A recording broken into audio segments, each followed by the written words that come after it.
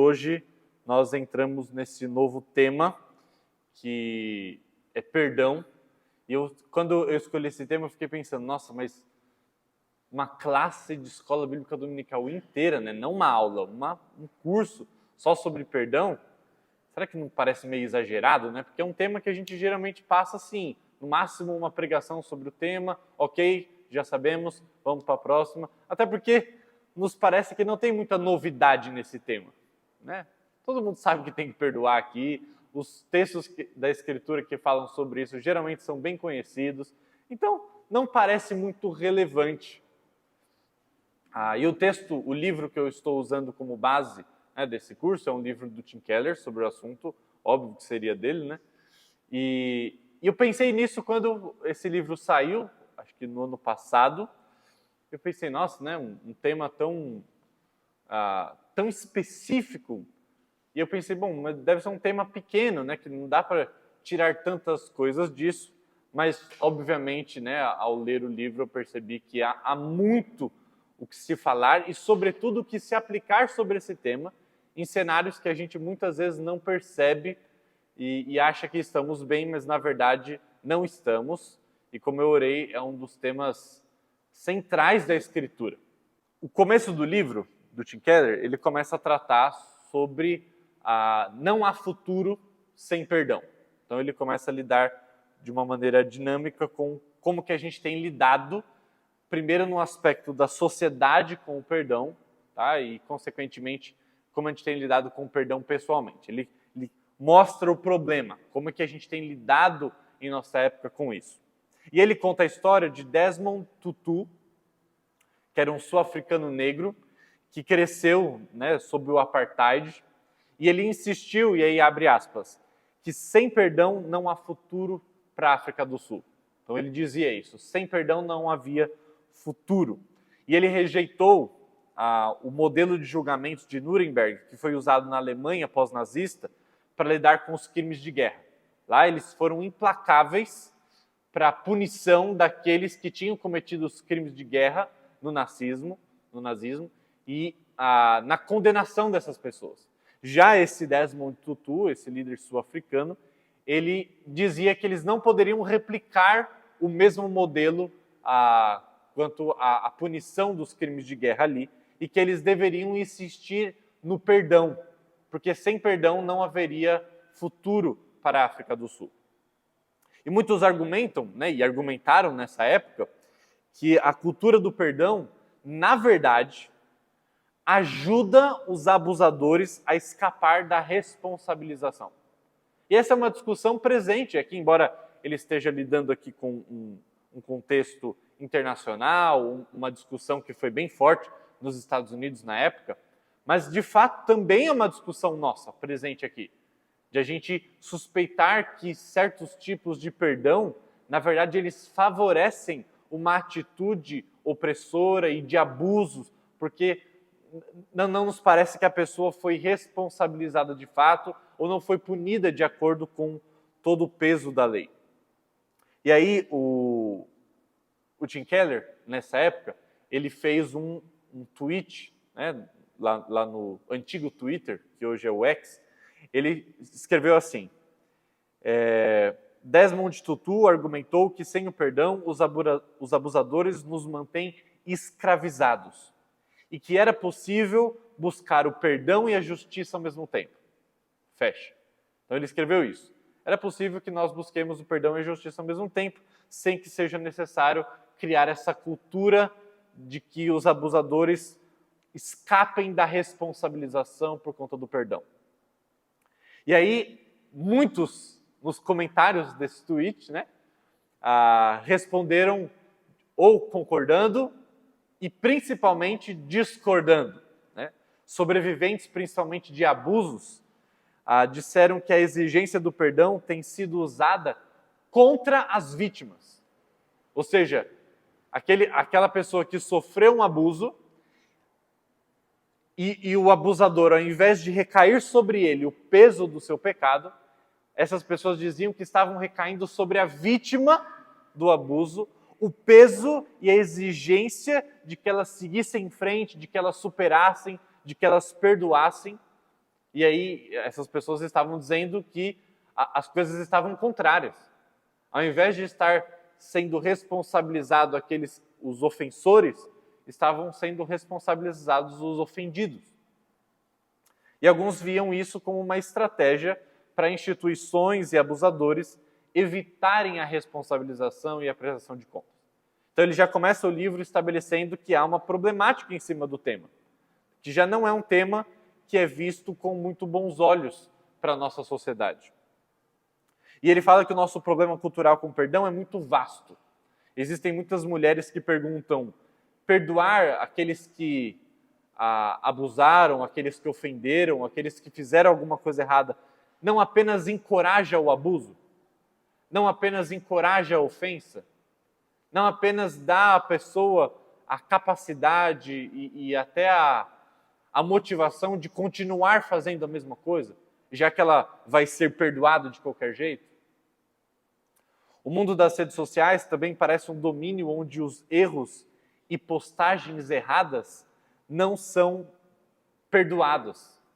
Porque, afinal de contas, sempre existe o registro, e ainda que você apague, talvez, algum comentário, algum post que você se arrependeu depois, certamente alguém tirou alguma captura de tela, algum print screen, e aí gravou e continuou passando para frente, mesmo que você já tenha desistido, já tenha se arrependido daquilo que você tinha pronunciado.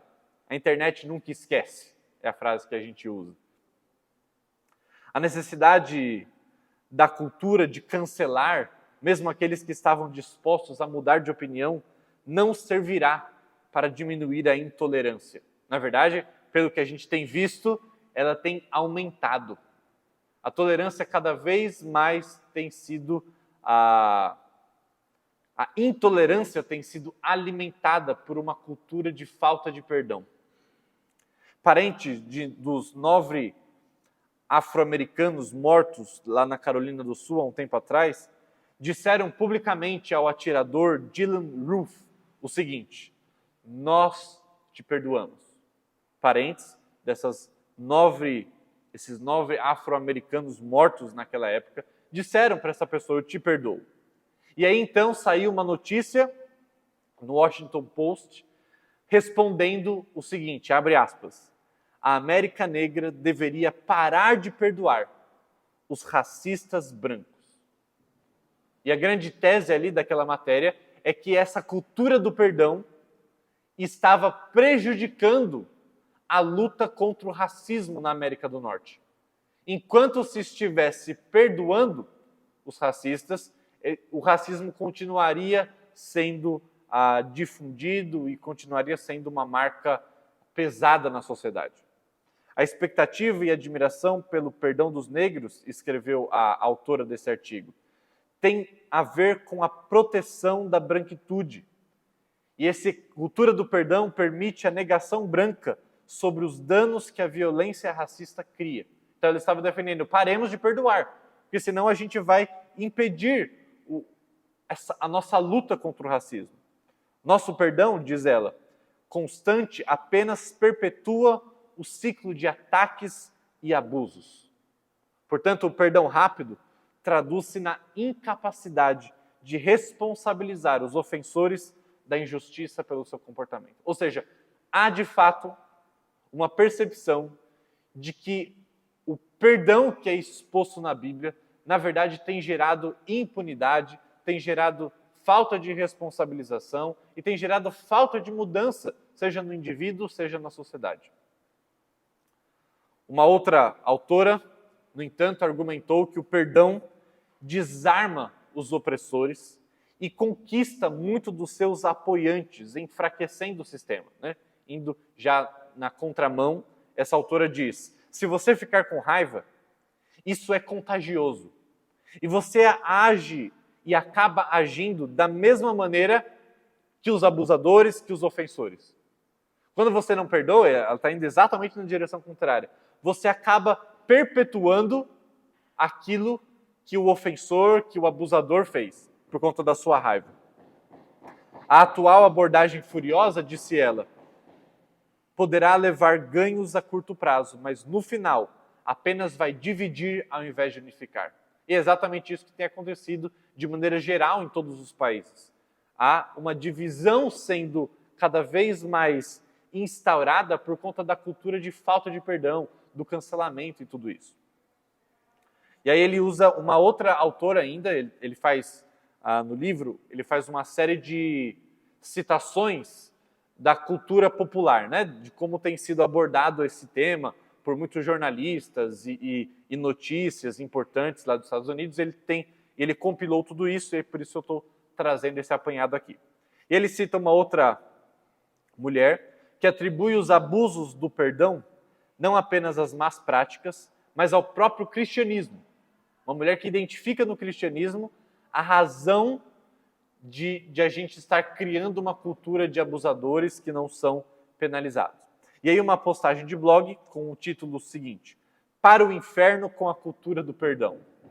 E ela argumenta, abre aspas, continuamos a acreditar que o perdão torna uma pessoa superior. E se ela não consegue administrar algo tão simples como o perdão, então nós dizemos que a culpa é dela. E aí então a autora atribui isso a uma ressaca religiosa profundamente arraigada no cristianismo. Uma mentalidade que se manifesta em decretos como perdoar e esquecer, dar a outra face, que só tem gerado mais e mais problemas. Condenamos as pessoas que não perdoam, dizendo ela, que estão envenenando-se, o que é uma culpabilização da vítima. Ela diz, esse é o grande problema da nossa sociedade. O cristianismo, com essa história de dar a outra face, de perdoar, a gente tem culpado as vítimas e não tem culpado os ofensores. E aí isso pode apenas levar os abusadores a agir de maneira impune, não importando quais são as suas ações.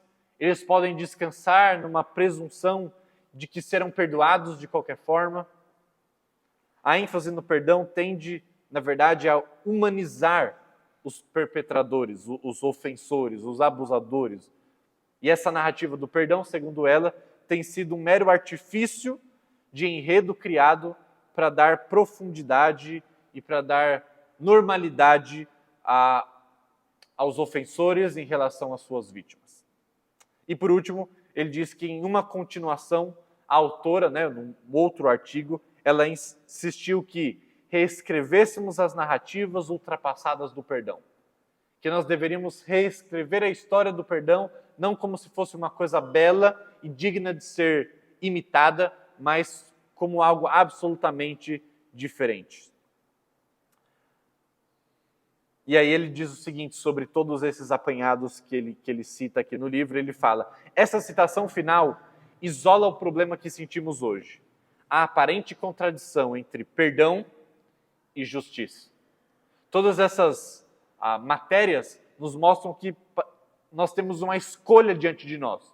Ou escolhemos o caminho da justiça, em que os culpados serão responsabilizados, ou nós escolhemos um caminho do perdão, em que nós continuaremos deixando que uma cultura de abusadores impunes continue a se instaurar.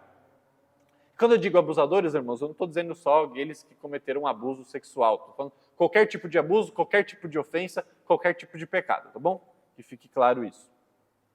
Então, essa sensação presente de que nós temos que escolher um lado ou outro, ou a justiça ou o perdão, será que isso é verdade?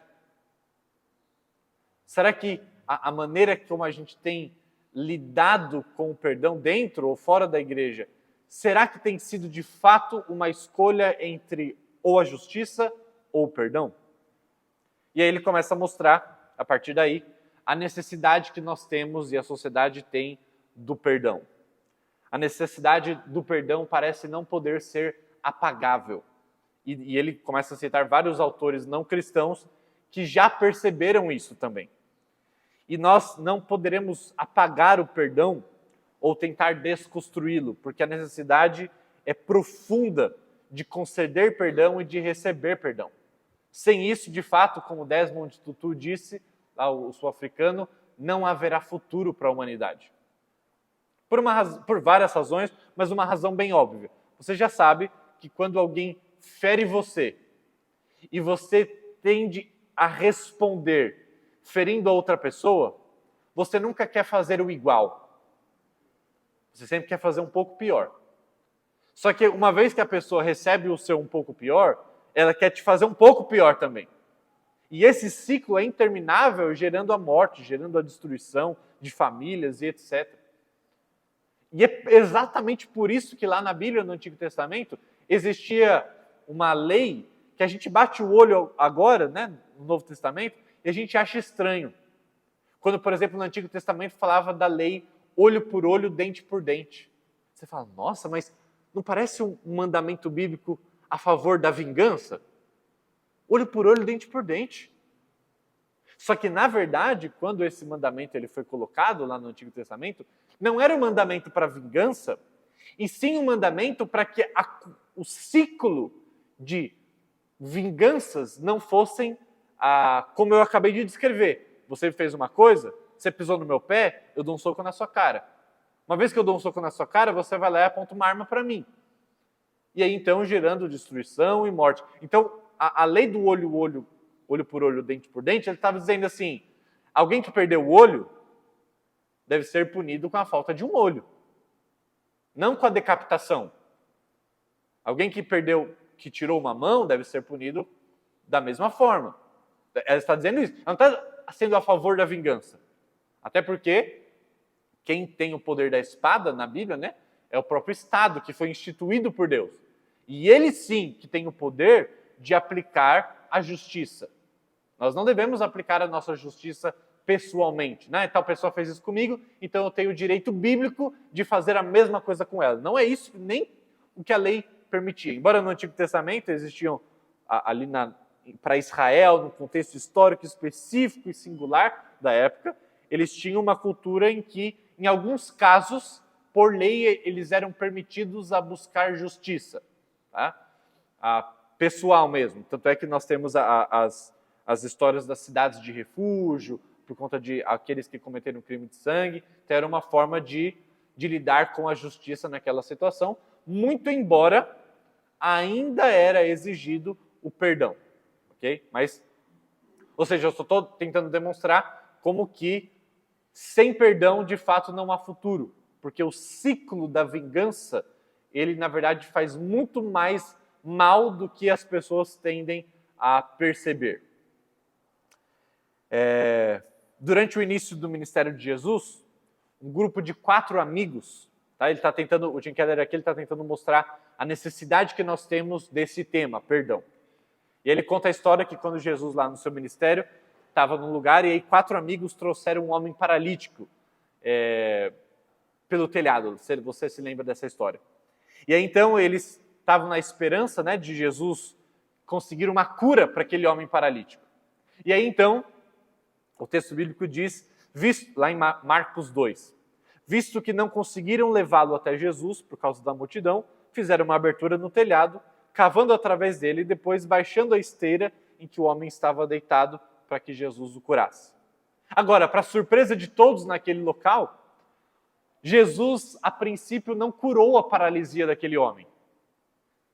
Mas, ao invés disso, Jesus disse o seguinte, abre aspas, o versículo 5 de Marcos capítulo 2. Quando Jesus viu a fé deles, disse ao paralítico, filho, os teus pecados estão perdoados. Percebe? A expectativa daqueles amigos era que Jesus curasse a paralisia daquele homem. Agora, por um momento, se imagine como um paralítico ali. Nossa, meus amigos me desceram pelo telhado de uma casa, agora eu estou diante daquele que está curando todo mundo, agora é minha vez. E Jesus diz, seus pecados estão perdoados. O cara olhou para a perna dele, continuou paralítico e falou, ué, mas eu não vim aqui para isso, né? Eu vim aqui para ser curado. Talvez se nós estivéssemos na mesma situação, nós poderíamos ter dito, Jesus, né? Muito obrigado, mas é óbvio que eu tenho uma necessidade mais urgente aqui, não sei se o senhor percebeu. Eu vim aqui carregado pelos meus amigos, porque eu não teria nem como vir aqui sozinho, pelas minhas próprias pernas. Será que o senhor não percebeu que essa é a necessidade mais urgente que eu tenho? Mas Jesus teria respondido, não, essa não é a sua necessidade mais urgente. O que é mais urgente é o perdão. E é provável que o homem estivesse pensando, se eu pudesse andar de novo, eu ficaria feliz. Eu nunca reclamaria. Eu ficaria contente. Os meus problemas teriam sido resolvidos. Mas Jesus poderia dizer àquele homem, olhe ao seu redor. Olhe todas essas pessoas aqui dentro dessa casa. Todas elas andam.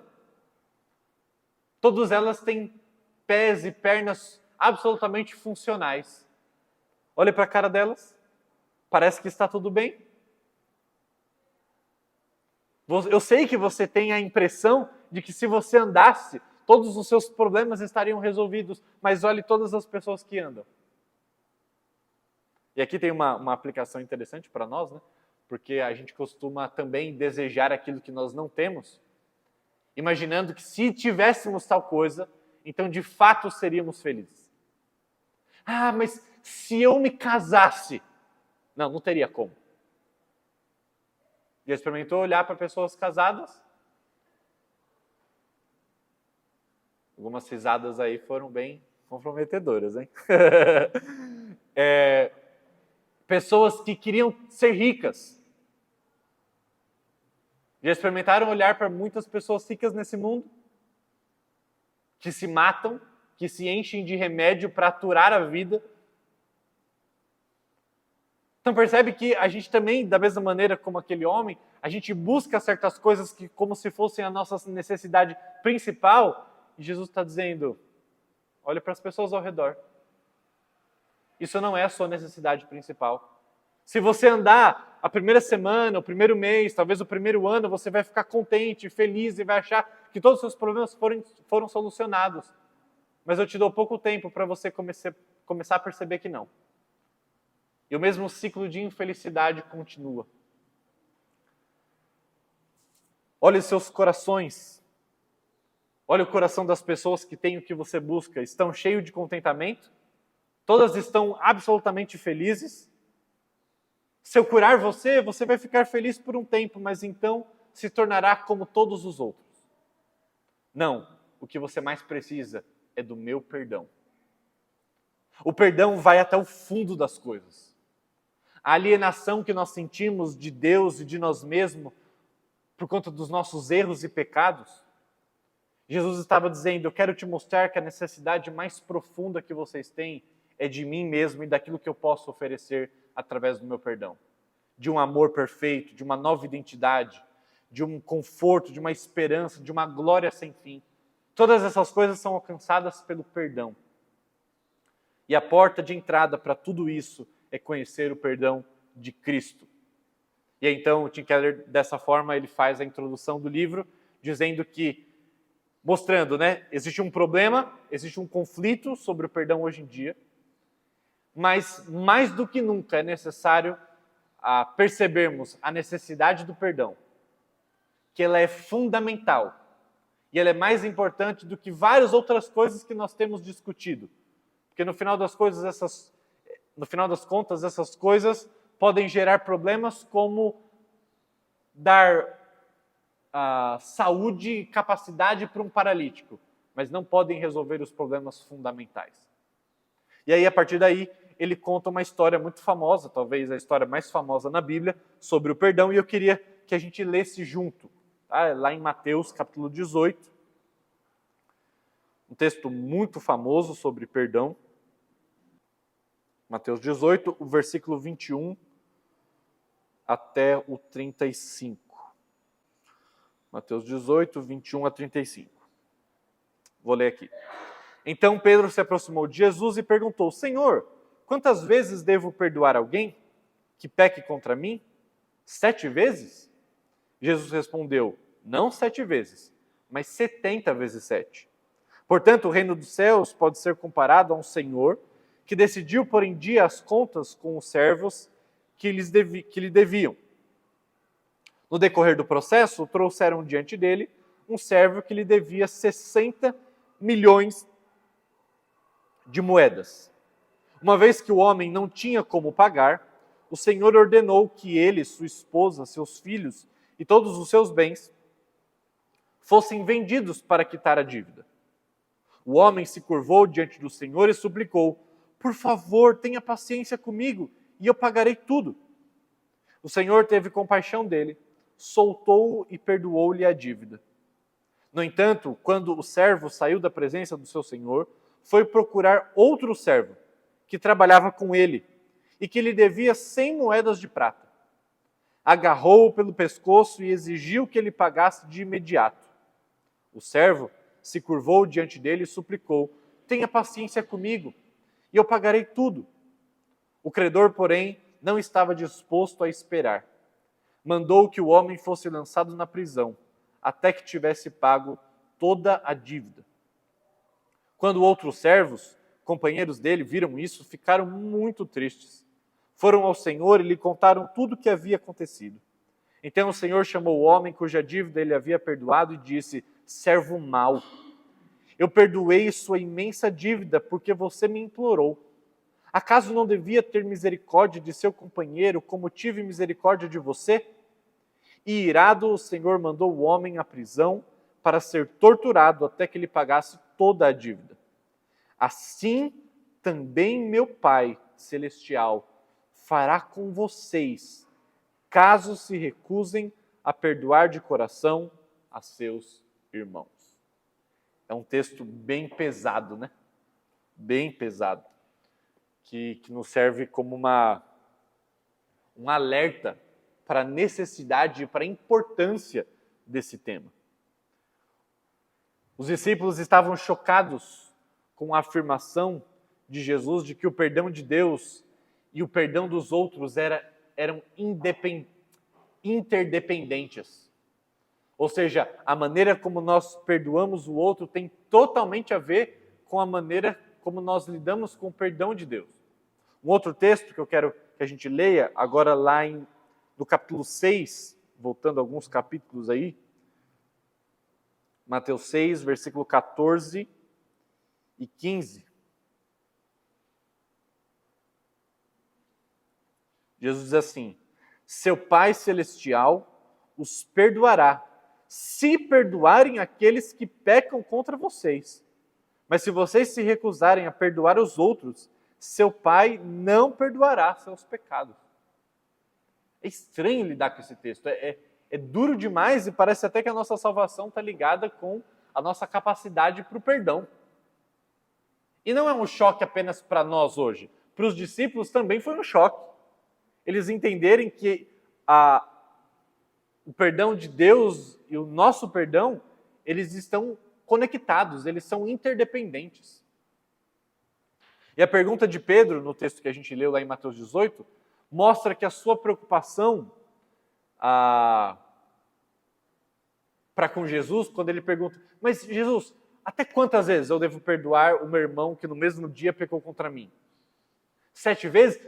O que Pedro está preocupado quando ele fala uma coisa dessa? Ele está preocupado com a mesma coisa que a nossa sociedade hoje e que nós estamos preocupados, em gerar uma cultura de tranquilidade para aqueles ofensores continuarem fazendo o que estão fazendo. Uma cultura em que pudesse ser usada por algum ofensor, algum abusador, algum perpetrador do mal, para pecar contra os outros sem responsabilização.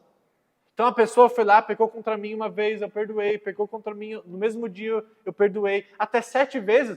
Jesus, depois de 7, já virou uma cultura da irresponsabilização. Já virou uma cultura da impunidade. Jesus, estabeleça um limite. Tem que ter um limite. Porque senão, em que cultura que a gente vai viver? Em que parece que, de fato, é uma culpabilização da vítima. Pesa sobre a vítima o peso de ter que perdoar, mas sobre em que está pesando os ombros do ofensor? Já que ele sabe que tem certeza que vai ter que ser perdoado. É essa a discussão ali, é isso que Pedro está dizendo para Jesus. Por isso que ele diz: Jesus, estabeleça um limite, até 7.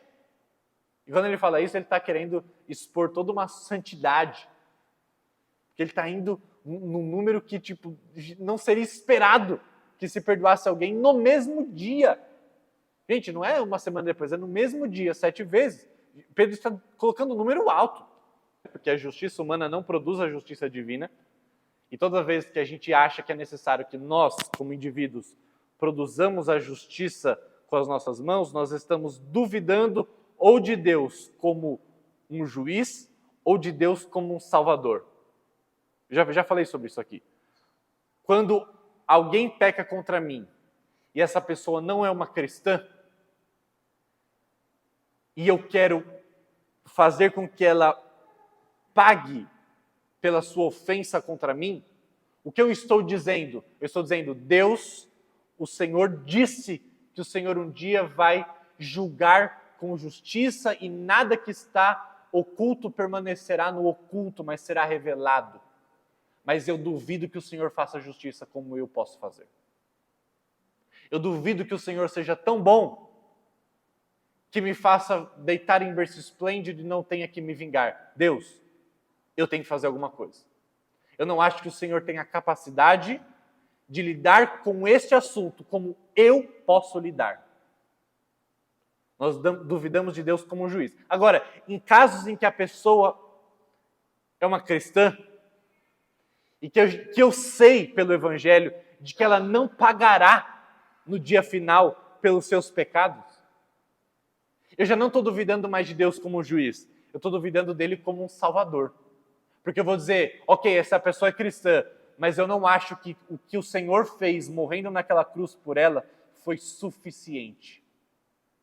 Existe ainda alguma responsabilização que precisa recair sobre esse indivíduo. Existe ainda algum pecado, alguma culpa que precisa recair sobre ela, porque o Senhor não pagou tudo na cruz. Percebe? No final das contas, quando a gente quer fazer justiça com as nossas próprias mãos, a gente está duvidando ou de Deus como juiz, ou de Deus como salvador. Ou ele não pagou de fato tudo que ele diz que pagou, e Jesus diz na cruz, está consumado, está pago, está terminado, a conta está paga totalmente. Mas nós dizemos, não, Deus, não está totalmente pago.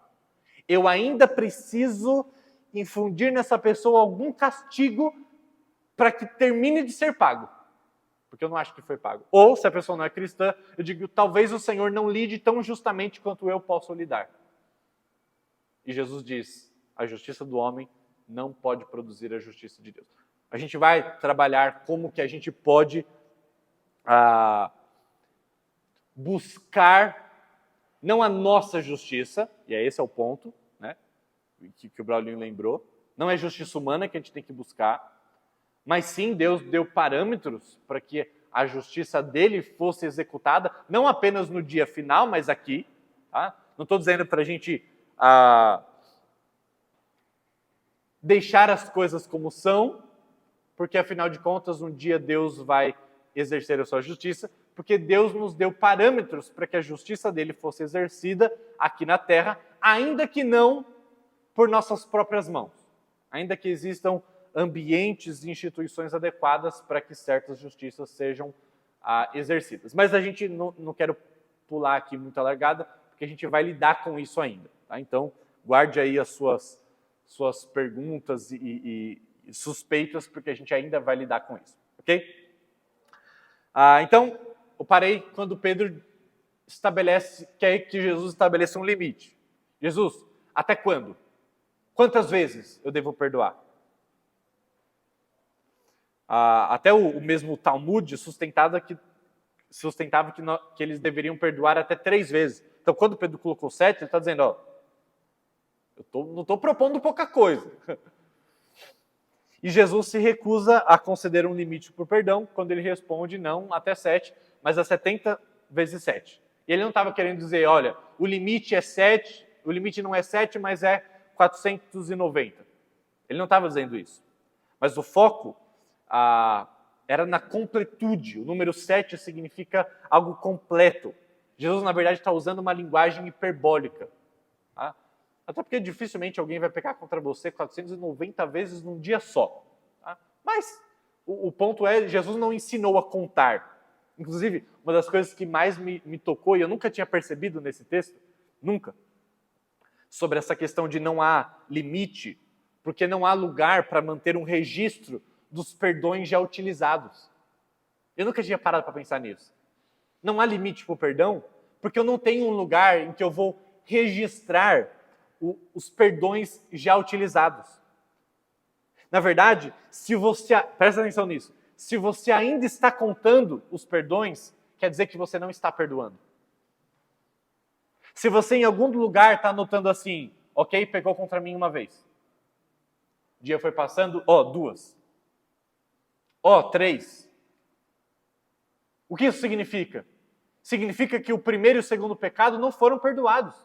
Se você ainda está contando, você não está perdoando. E foi impactante descobrir isso, porque essa é a razão porque Jesus não deu um limite, não ensinou a contar. Lembra daquela história, aquela ilustração, né? Que alguém chega, você peca, aí você pede perdão para Deus, aí no outro dia você comete o mesmo pecado. Aí você fala todo envergonhado, Deus, sou eu de novo. Fiz de novo a mesma coisa que eu fiz ontem. Mesma coisa, Deus. Me perdoa, por favor, de novo. E aí, nessa ilustração apenas, Deus diz, o que você fez ontem? Tipo, eu lidei com o seu pecado de ontem, está perdoado. Embora Deus não é capaz de esquecer, né, como nós esquecemos das coisas, porque Deus tem todo o conhecimento o tempo todo, mas a Bíblia diz que o perdão de Deus significa que Ele pega a sua culpa, o seu pecado, e coloca no mais profundo dos oceanos, ou seja, um lugar absolutamente inacessível. E quando nós cometemos outro pecado, nós não estamos acumulando um em cima de outro, porque o outro já foi lhe dado. Então, da mesma forma, quando alguém peca contra nós e nós perdoamos, e a pessoa peca de novo, eu não estou contando o perdão. Eu não estou pegando uma folhinha e falando, já é a 4ª vez hoje, hein? Embora nós fazemos isso. Talvez não no mesmo dia, mas fazemos isso por semanas, por meses. Nós dizemos, de novo? Já conversamos sobre isso, não? De novo fez isso? Semana passada você fez, mas eu já pedi perdão. Eu falei, não, mas perdoar não é esquecer. Se você ainda está contando, você não está perdoando. É isso que Jesus está dizendo, em outras palavras, quando ele não aceita um número limite para se perdoar. E então Jesus conta uma história, que é a história que é conhecida como credor incompassivo. E aqui eu quero analisar alguns tópicos dessa história, dessa ilustração que Jesus conta, porque a gente pode aprender algumas coisas de alguns pontos aqui. De cara eu já digo, existe mais nessa parábola de Jesus do que a gente, à primeira vista, consegue enxergar. Tá? Primeira coisa, a ofensa. A dívida que aquele primeiro servo tinha para com o senhor maior era uma dívida absolutamente irreal. Não existia esse tipo de dívida na época. A quantidade. Seria mais ou menos para nós alguma coisa como uma dívida de 2 trilhões de reais. Se a gente for respeitar aí a quantidade que um trabalhador ganhava na época, a média, nós, e fomos fazer toda a conta, 2 trilhões de reais. Quem tem uma dívida de 2 trilhões? Você não consegue ter, porque quem é louco de te emprestar isso? Mas quem tem dinheiro para te emprestar isso? Quem empresta 2 trilhões para alguém? Até se um país fizer isso, ele fica destruído, ele perde a sua estrutura. Ele não tem como emprestar 2 trilhões, nem hoje, nem na época. Então, a primeira coisa que a gente precisa notar é que essa dívida era irreal. Equivaleria a você pegar um empréstimo de 200 mil por ano. Ou, na verdade não é pegar um empréstimo de 200 mil por ano. Acontece assim, ele pegou o que um trabalhador ganhava na época e seria equivalente a se nós ganhássemos, de fato, 200 mil por ano ou 16 mil por mês, e isso daria, nessa conta, né, de um trabalhador da época, 2 trilhões. Tá? E aí ele está dizendo, era uma quantia absolutamente impagável, impensável, irreal. Tá? Jesus deu uma ilustração irreal, que as pessoas que ouviram falaram, nossa, mas ninguém deve 2 trilhões. É impossível isso. Agora, a ideia de Jesus ao dar essa quantia era que, por exemplo, o talento, que é a palavra usada aí no grego, né, para quantidade de moeda, era a maior denominação monetária do império na época. Então, o talento era a moeda mais valiosa. E 10.000 era o número, isso eu não sabia, até ler o livro, era o número mais elevado para o qual a língua grega tinha uma palavra específica. A língua grega só ia até os 10.000, enquanto nomenclatura. Então, ou seja, Jesus usou o maior número com a maior moeda que podia. Ou seja, ele estabeleceu o teto. Daqui não tem mais linguagem para falar da dívida desse cara. Isso para mim foi bastante novo. Ou seja, Jesus estava falando de uma dívida infinita, de uma quantia impagável. Esse é o foco. Não havia como aquele homem pagar. E a maneira de se lidar com a falência naquela época era se tornando um escravo. Só que mesmo se tornando um escravo, o ponto de Jesus era, mesmo que aquele homem se vendesse como escravo, ele não seria capaz de pagar aquela dívida. Aquele senhor não teria sua quantia recuperada pelo fato daquele homem ter se vendido como escravo. Ou seja, a dívida impagável seria custosa para o senhor, porque não haveria nem com aquele homem sendo escravo como ele reaver aquele dinheiro. Esse é o foco aqui, que muitas vezes a gente lê rápido e passa desapercebido sem essas informações adicionais. Ok, então essa é o tamanho da ofensa, da dívida. Agora, qual é o pedido que se faz? Aquele homem suplica, inclusive de uma maneira muito engraçada, a história coloca que a súplica que esse primeiro servo faz ao Senhor é exatamente a mesma súplica que o seu conservo faz a ele depois. E ele pede por paciência. Ele não pede para que o Senhor perdoe a dívida. Ele pede por paciência e ele faz uma promessa, uma promessa irreal, porque ele pagaria tudo. Mas não era possível ele pagar aquela quantia. Que se ele pegou aquela quantia emprestada e ele utilizou tudo, primeiro que é uma quantia irreal para ser emprestada. Agora, a questão é, como que ele faria para pagar aquilo? Se ele pegou emprestado é porque ele não tinha aquilo inicialmente. E ele perdeu aquilo, como que ele vai fazer para... Não tinha como. Tá? E ele pediu, tenha paciência e eu vou te pagar tudo, mesmo sem poder. Então, aquele senhor, ele liberta da dívida, e libertando da dívida, ele o liberta da responsabilização e da obrigação de ter que devolver o dinheiro. É isso que pagar uma dívida monetária significa. O pedido de paciência do servo, que é uma palavra grega que significa literalmente derreter com mais vagar, tipo, tenha mais longanimidade, tenha mais tempo para você se irar e produzir a justiça. Inclusive, alguns podem traduzir essa palavra aqui para longanimidade, né, como eu disse. Paciência é a capacidade de suportar o sofrimento ao invés de ceder a ele. Perdoar a dívida de alguém é absorver você mesmo a dívida.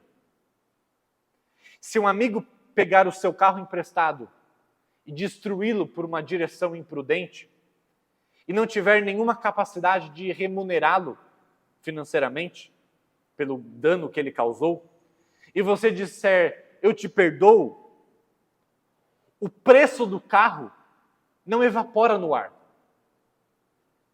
Você não vai aparecer, eu te perdoo, você olha para a garagem e tem um carro novo lá. Win-win, né? Todo mundo vence. O cara foi perdoado, não vai ter que te pagar um carro, e você tem um carro novo na garagem, maravilha. Todo mundo vira... Só acontece em desenho animado. Na vida real, o prejuízo é de alguém. Perdoar significa eu estou assumindo prejuízo para mim. E isso não vale apenas para situações financeiras. Às vezes, a ofensa é uma palavra que foi dita. É uma vergonha que a pessoa te causou. É uma fofoca que a pessoa espalhou. É uma dor física que a pessoa promoveu em você. E perdoar significa eu estou assumindo a dor, o custo, o sofrimento daquilo que você me causou e não quero fazer você pagar por ele. Isso é perdão bíblico.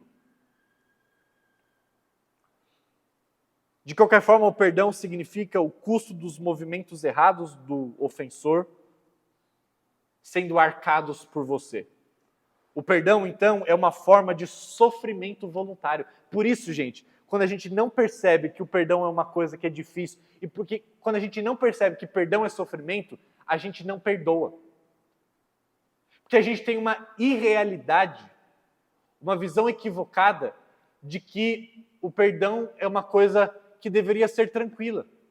E quando a gente diz eu não consigo perdoar, a gente está esperando que o perdão seja uma coisa tão tranquila, mas como está doendo, então eu não posso perdoar porque está doendo. Mas o perdão exige a dor. O perdão exige o sofrimento. Porque nós estamos assumindo a ofensa, nós estamos assumindo o custo. Nós estamos fazendo o que a outra pessoa, o que ela deveria pagar, está sendo pago por mim. Imagine se Jesus quisesse nos perdoar, mas que ele falasse, desde que não tenha dor para mim, desde que eu não tenha prejuízo nenhum em perdoar vocês. Mas a gente sabe que o custo de Jesus nos perdoar foi uma cruz, foi dor, foi sofrimento, foi abrir mão da sua glória. Há um custo para o perdão. E é por isso que, inclusive, Jesus teve que morrer. Né? Existem muitos hoje em dia que pensam, olha, tudo bem o cristianismo ser um Deus de amor. Mas a minha pergunta é, Deus não podia perdoar sem enviar Jesus? Que espécie de pai que vai enviar o seu próprio filho para morrer numa cruz, sendo que ele poderia falar, perdoa todo mundo. Acabou o problema. Para que todo esse negócio de cruz e prego e sofrimento? Para que? Era só Jesus falar, Deus não é rei? Deus não é juiz ao mesmo tempo? Ele fala, está perdoado todo mundo, acabou. Mas o que essas pessoas não entendem é que o custo do perdão, a lei precisa ser aplicada. Para um juiz bom ser bom, a lei precisa ser aplicada. Só que para a lei ser aplicada, alguém tem que pagar o preço. E Deus sabe disso. E no nosso caso, Deus resolve pagar o preço e sofre por conta dos nossos pecados. Então, não existe perdão sem dor, não existe perdão sem sofrimento, não existe isso. Perdão é difícil na sua natureza, porque a sua natureza é de assumir a dívida. Ok? Então, depois disso, aquele rei não vai ter os 2 trilhões na conta dele. Eu te perdoo, 2 trilhões na conta dele, 2 trilhões na conta do outro, tudo resolvido. Não, eu assumo que essa dívida, esse rombo, que tem poder de destruir o meu império, eu aceito. Não vai para a cadeia, não vai nada, está livre. Perdoado, vai embora.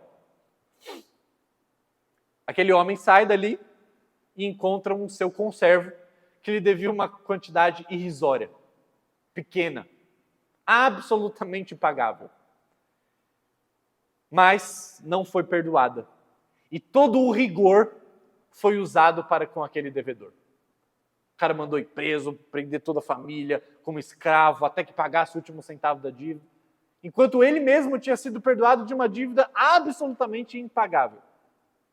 E aí, então vem o veredito da história. Como alguém que experimentou uma generosa misericórdia pode ter uma atitude tão cruel para com os outros? Jesus termina com uma frase assustadora esse texto.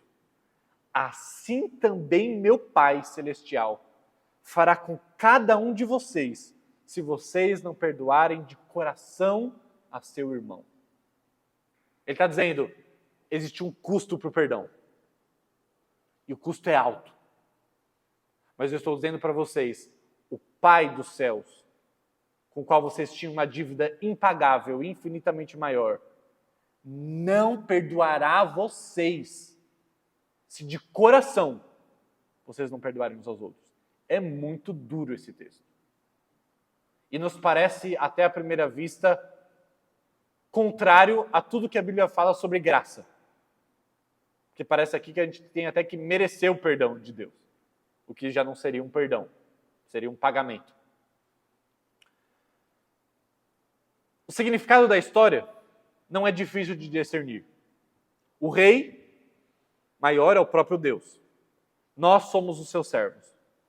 Os 2 trilhões da dívida, os 10 mil talentos, são a dívida infinita que tínhamos para com Deus. Impagável. Deus nos criou e sustenta nossas vidas cada segundo. Por isso devemos a Ele todo o amor, dependência, obediência. Só que nós não damos isso a Ele. E, ou seja, temos uma dívida impagável. Não há pessoa na terra que não receba de alguma forma as misericórdias de Deus. Por isso todos têm uma dívida impagável com Deus. No entanto, a forma como tratamos os outros seres humanos fica infinitamente aquém da misericórdia generosa com a qual Deus nos trata. Todos nós somos o credor incompassivo. Todos nós. Porque todos nós recebemos misericórdias de Deus muito maiores do que aquelas que nós compartilhamos. Todos nós. Com base nesse entendimento do significado da parábola, aqui está o que aprendemos sobre o perdão de Deus e sobre o perdão uns aos outros. Em primeiro lugar, qual é a dificuldade do perdão? Embora eu já tenha citado, eu vou aprofundar mais aqui. O perdão é difícil, em primeiro lugar, para nós recebermos. Nem vou falar sobre oferecer o perdão, vou falar para receber. A enorme dívida que o servo tinha nos diz que a dívida que temos para com Deus é grande demais para ser saldada. E o perdão de Deus não pode ser de alguma forma merecido. Ele tem que ser absolutamente gratuito. A oferta patética do servo em retribuir o rei, tenha paciência, eu vou te pagar tudo, é exatamente o que nós, como religiosos, temos feito. Quando nós tentamos ajudar a Deus, tentando lidar com os nossos problemas, com os nossos pecados. Eu estou dizendo, Deus, tenha paciência e eu vou resolver. É tipo o que Adão e Eva fizeram no jardim. Quando pecaram e descobriram que estavam nus, começaram a lidar com as consequências do seu pecado e eles colheram folhas de figueira para cobrir a sua vergonha. Eles estavam dizendo, Deus, tenha paciência, eu vou te pagar tudo. Que ridículo. Como que a gente vai pagar a Deus pela dívida? É alguém que deve 2 trilhões e fala, tenha paciência, eu vou te pagar. Como prova disso, está aqui 1 centavo. Calma, que uma hora vai chegar lá. 1 centavo. Ano que vem eu venho trazer outro. Você não vai pagar nunca. E a nossa religiosidade, as nossas obras, aquilo que a gente tenta convencer a Deus de que valemos a pena, são nada mais do que moedas de 1 centavo que a gente está tentando pagar uma dívida infinita. E é por isso que a gente tem dificuldade de receber o perdão, porque a gente quer muito mais que a gente pague. Tem uma série muito engraçada, The Office, que ilustra isso que eu vou falar agora, que tem 2 caras lá no escritório, né, trabalhando, e aí um deles tem essa teoria de que ele não pode ficar devendo nada para ninguém. Ele não quer dever nada para ninguém. E aí ele está lá no escritório, aí um cara vai lá e faz um favor para ele, né, faz alguma coisa para ele, que em tese deixaria ele em dívida com aquele cara. E aí ele já fica ouriçado e vai lá e faz alguma coisa para o outro, e fala assim, agora você que está me devendo.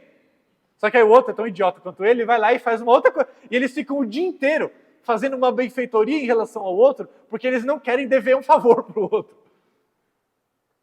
E é basicamente aquilo que a gente faz com Deus. A gente quer fazer as coisas, porque a gente quer falar, Deus, eu não estou te devendo nada mais.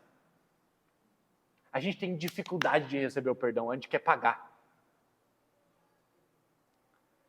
Dizer a Deus, se você me perdoar, eu vou à igreja toda semana, eu vou me esforçar mais para ser uma pessoa melhor. É tão fútil quanto dizer, eu vou devolver os 2 trilhões de reais pagando 1 centavo. É tão ridículo quanto. Dizer a Deus, se você me Não, desculpa, eu ia repetir. Também é inútil pensar como pensou o credor incompassivo. Se eu me humilhar, então talvez eu serei digno do perdão. Ele se humilhou perante o rei.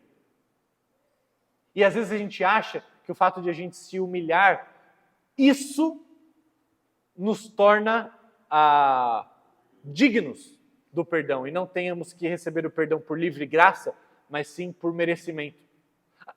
Por que eu estou dizendo isso? Porque muitas vezes o nosso arrependimento, às vezes ele é simulado, ou nós acreditamos que estamos arrependidos de fato, pelo nível da nossa humilhação. O quanto a gente chora, às vezes a gente lida como se isso fosse um sinal de que de fato fomos perdoados, porque estamos tentando alcançar o perdão com o nível da nossa humilhação, não pela graça. Muitas vezes as pessoas falam assim, mas você não me perdoa, mas olha o quanto eu estou arrependido, eu estou chorando. Como se isso fosse a base para a obrigação da outra pessoa perdoar. Ou seja, temos uma dificuldade com perdão gratuito. Nenhuma quantidade de autoflagelação pode desfazer os danos que causamos. Nenhuma quantidade de choro, de lágrimas derramadas, de alguém que rouba o meu carro e bate ele num poste e não tem dinheiro para pagar. Nenhuma quantidade de lágrimas derramadas sobre os meus pés vai gerar um carro consertado. Nenhuma quantidade de autoflagelação, de quantidade de perdão. Tem pessoas, né, que na tentativa de fazer outra pessoa perdoar, ela repete várias vezes como se estivesse pagando a cada vez que ela estivesse repetindo. Nada disso pode lidar com o problema. A nossa única esperança é a graça surpreendente e gratuita do perdão de Deus. Agora, o perdão não é difícil só para nós recebermos, como eu tentei provar aqui.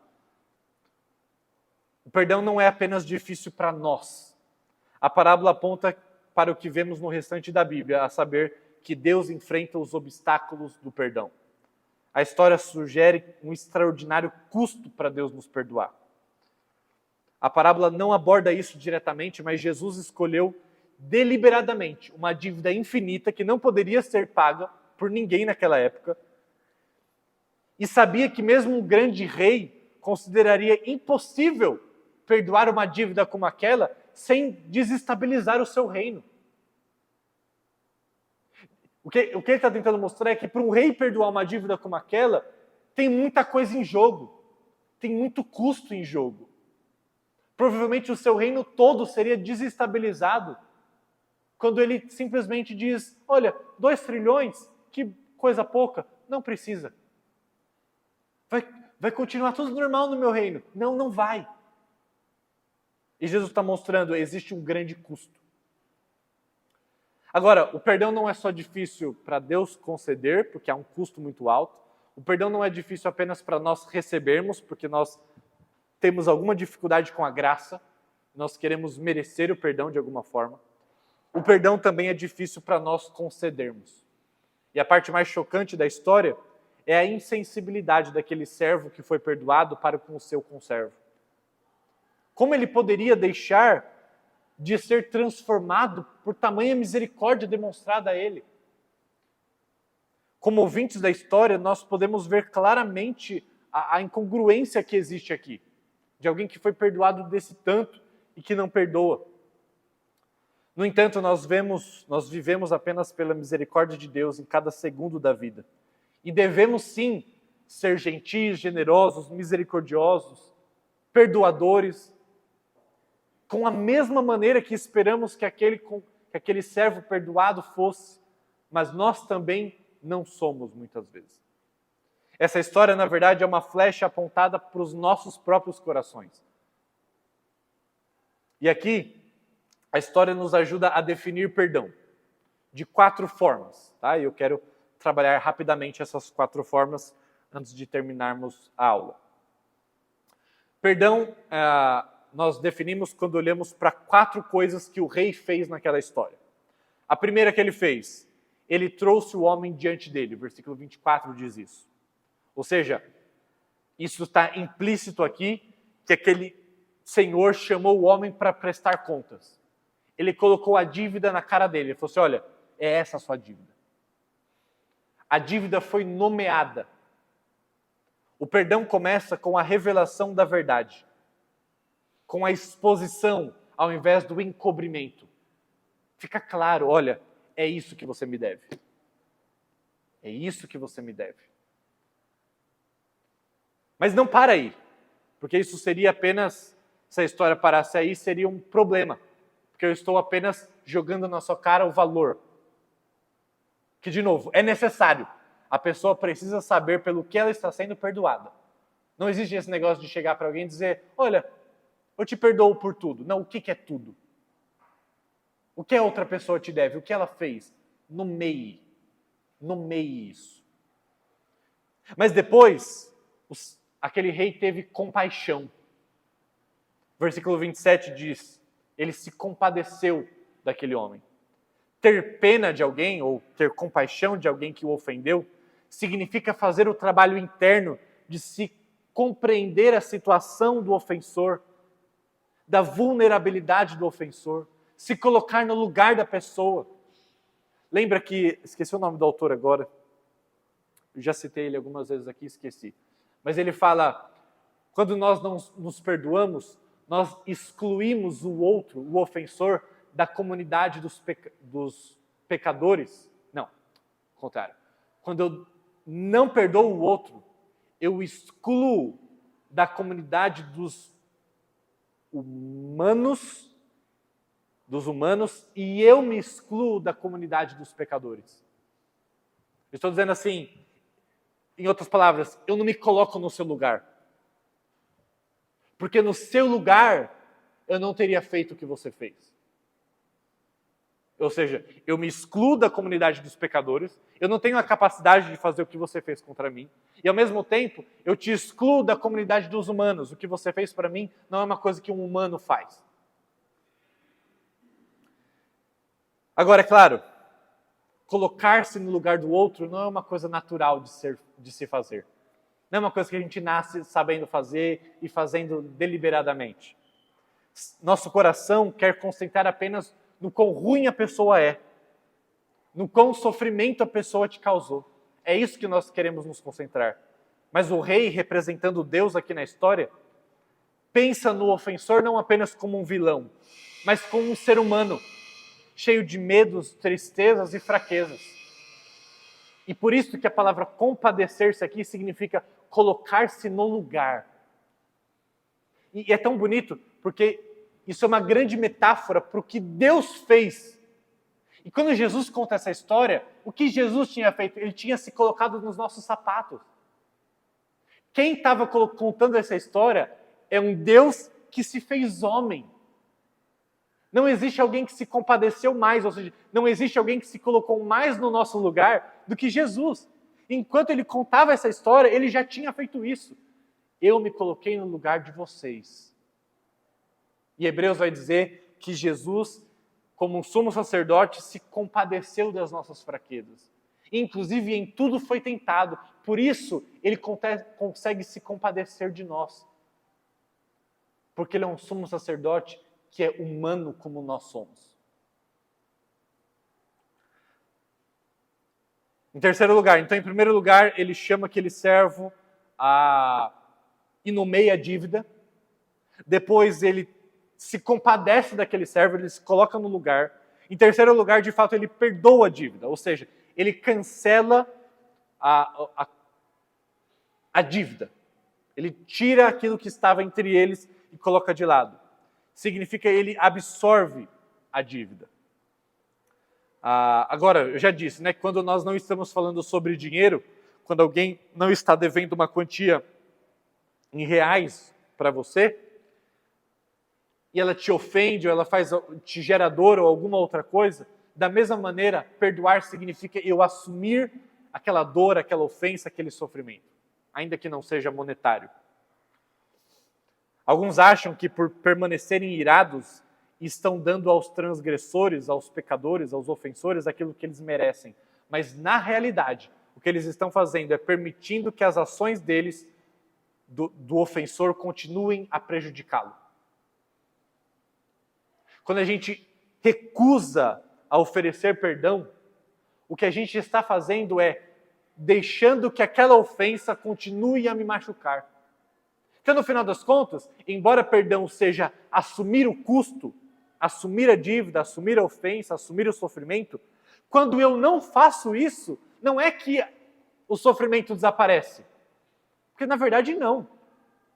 Eu continuo permitindo para que esse sofrimento ele me cause problema. Da mesma maneira como o rei que tinha emprestado 2 trilhões e agora tinha um rombo de 2 trilhões no seu reinado, se ele decidisse não perdoar, não é verdade que de repente os 2 trilhões apareceriam na conta dele também, porque aquela dívida era impagável.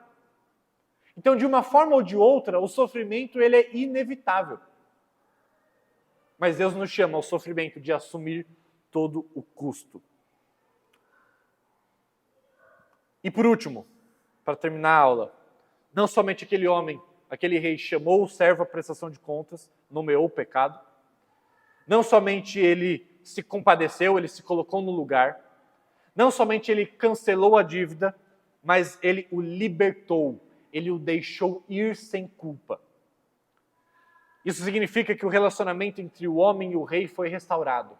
Quando o rei diz, você não precisa ser meu escravo, você pode ir, ele estava dizendo, não existe nenhum empecilho no nosso relacionamento. O homem não era mais um devedor, não era mais um violador da confiança do rei, mas novamente era um cidadão. Novamente ele era um servo livre. Essa parte da história nos leva a questões daqueles que têm preocupações com a justiça. Mas 2 coisas precisam ser lembradas. Como veremos ainda mais para frente, perdoar e buscar justiça são 2 coisas que andam de mãos dadas. Ok? Na verdade, se você não perdoar a pessoa, a sua busca por justiça provavelmente se desviará para um território chamado vingança e não justiça. Portanto, o perdão é necessário para a verdadeira busca da justiça. Porque sem o perdão, o que você vai estar buscando é vingança e não justiça. Mas essa parábola não chega nesse nível de detalhe, ao invés disso, mostra que quem perdoa verdadeiramente, como faz o rei, está aberto à reconciliação e à restauração do relacionamento. Isso, porém, depende da resposta daquele a quem o perdão é oferecido. Por isso que vai existir um texto lá na Bíblia que fala que se aquele que pecou contra você se arrepender, então você pode perdoá-lo. E aí a gente fica na dúvida. Eu perdoo quando a pessoa se arrepende ou não? E a gente vai lidar com isso daqui a pouco. Mas como o servo não responde ao perdão do rei com arrependimento genuíno e com uma vida transformada, o relacionamento com o rei se rompe novamente. O rei ofereceu o perdão, mas a própria atitude daquele servo que não perdoa o seu conservo demonstra que ele não de fato recebeu o perdão de tal forma a ser transformado, porque quem é perdoado de tal maneira é transformado. Então é isso que o texto nos mostra. Esse relacionamento com o rei foi rompido novamente porque aquele servo não aceita o perdão. Perdoar, então, é nomear verdadeiramente a transgressão errada, ao invés de meramente desculpá-la. Não, eu dou nome de pecado para o pecado. Eu digo para você o que é que foi feito. Em segundo lugar, é identificar-se com o ofensor como um pecador, ao invés de pensar que você é diferente dele ou dela. Em terceiro lugar, é libertar o transgressor da responsabilidade, absorvendo a própria dívida, em vez de procurar vingança. E por último, é almejar a reconciliação, ao invés de romper o relacionamento para sempre. Se você omitir qualquer uma dessas 4 ações, na verdade, nós não estaremos praticando perdão verdadeiro. Se eu não procuro uma restauração do relacionamento, se eu não deixo a pessoa, se eu não assumo a dívida, se eu não me coloco no lugar da pessoa e sou compassivo, e se eu não nomeio a dívida e a ofensa, isso não é perdão biblicamente.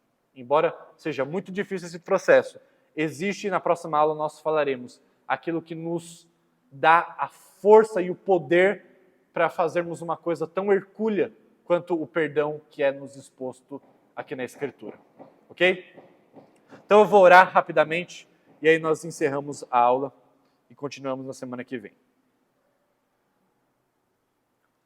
Senhor Deus, nós te agradecemos pela tua palavra, mas te agradecemos porque a tua palavra não é um livro que apenas nos dá ordens. Nós não estamos apenas diante de uma exigência que é humanamente impossível. Nós estamos diante da história daquele que fez o que nos era impossível, que nos perdoou uma dívida infinita. Nós te agradecemos porque a tua palavra não é um conjunto de mandamentos apenas, mas uma história de amor, de alguém que nos perdoou quando éramos incapazes de pagar, que seja 1% da nossa dívida. Dá-nos alegria por isso, dá-nos consolo por isso, dá-nos confiança de que o Senhor é alguém que sabe lidar com a justiça muito melhor do que nós sabemos. E que o Senhor é alguém que perdoa de maneira tão absoluta e absurda que passaremos a eternidade tentando desvendar esse mistério do teu amor por pessoas que não merecem como nós. Deus, talvez entre nós hoje existam pessoas profundamente amarguradas, doloridas, pessoas em profundo sofrimento por conta de pecados de outros. E pedimos que o Senhor, antes de tudo, dê a elas a capacidade de se enxergar na história como aquelas que deviam, como aquelas que promoveram sofrimento ao Senhor. Nos ajude a nos colocar no lugar certo da história, Deus, para que tenhamos a capacidade de assumir o custo, de assumir a dor, de assumir o sofrimento no nosso perdão do outro.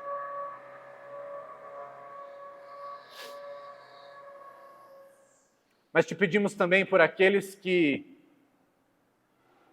são os ofensores, que pecaram contra outros. Dá a capacidade de se arrependerem genuinamente, de lidarem com a sua culpa ao reconhecer aquele que gritou daquela cruz: está consumado, está pago. Que recebamos o teu perdão como combustível que precisamos para perdoar uns aos outros. Assim oramos em nome de Jesus. Amém.